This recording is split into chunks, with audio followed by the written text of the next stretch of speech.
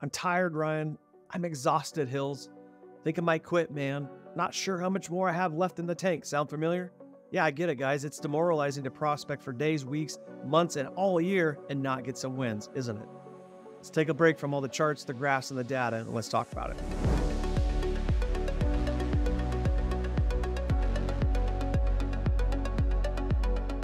I get it, team. It's like going to the gym every day for a month straight and not seeing any improvements. It's demoralizing and doesn't really make you want to get out of bed in the morning and do it all over again. Realtors and lenders alike have prospected all year, open houses, expired listings, database management, sought out and added new relationships, but the wins just haven't come yet. It feels like Groundhog's Day over and over and over again. And you're to the point where you just don't know if you want to do it again. Well, interesting enough, Ed Mylett was just asked this very same question. I'll paraphrase the question that he got. Basically, Ed, a social media influencer, said it was okay to roll over and go back to bed when we have these feelings. Just take the entire day off. What do you think, Ed? Great question, especially for everyone in the real estate industry for all the reasons that we just talked about.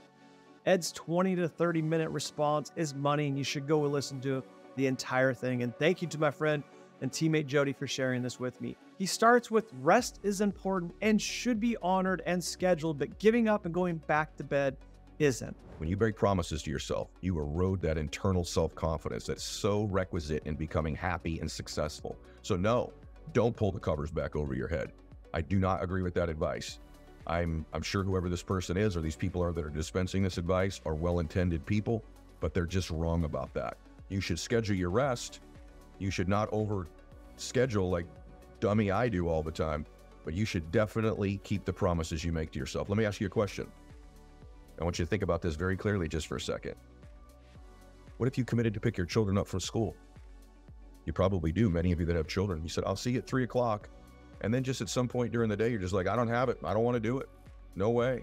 Would you pull the covers back over your head and not pick your kids up? Of course not. Why? Because you love them so deeply. Maybe it's your parents. What if you had committed to take your mom or your dad to a doctor's appointment that was very important to them? And then as it got closer that day, you go, nah, I just don't feel it. I got to rest. I'm going to pull the covers back over my head. Would you ever do that to them? Would you do that to your child? Would you do that to your parents? Of course you wouldn't. Why? Because you love them. So the only reason you would do it to you, the symptom is, I want to pull the covers back over my head.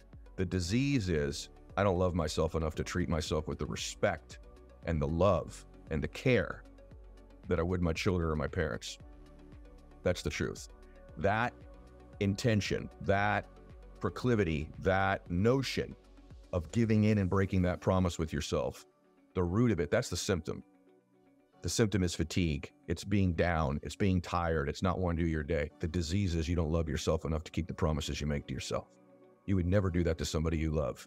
So don't do it to you. You got to love yourself enough to say, nope, I'm going to change my thinking. Let me tell you what I think when I have those mornings. And for the record, I have them often.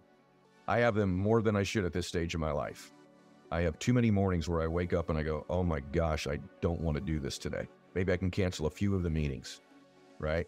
Maybe I'll cancel all of them. Maybe I'll just pull these covers back over and try again tomorrow. That's not who I am. And when those things come up, let me tell you what I do. When I get to that point, here's what I say to myself. This is where most people give in. This is where most people quit. This is where most people settle. This is where most people rationalize. And I don't do that. This is where most people roll over. And I'm not most people.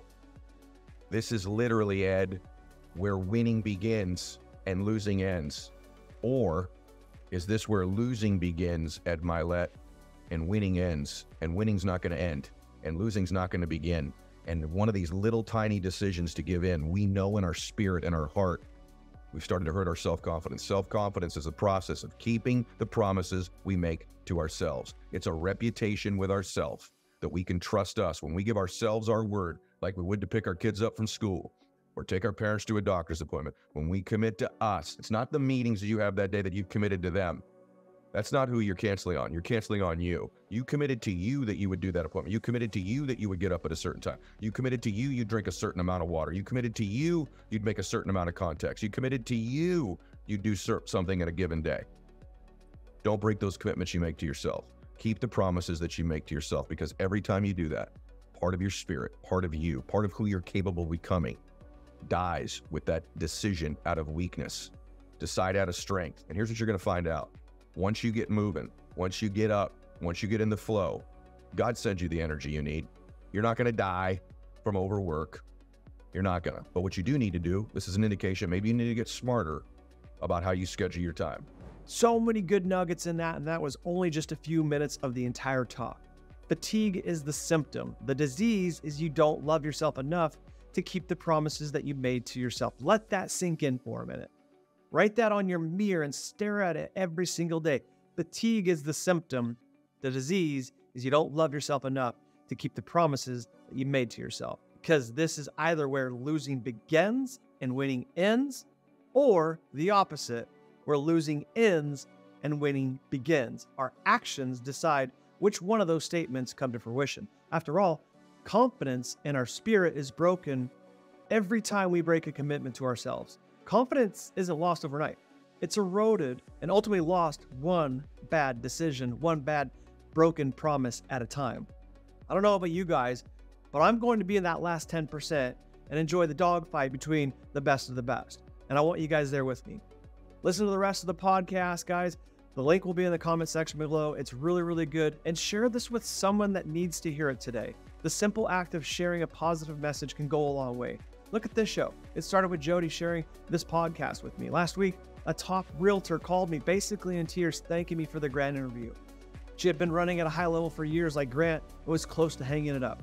This interview fueled her and fired her up again, all because someone shared the show and the interview with her. Share, people. Don't keep positive message to yourself. We'll see you guys next week.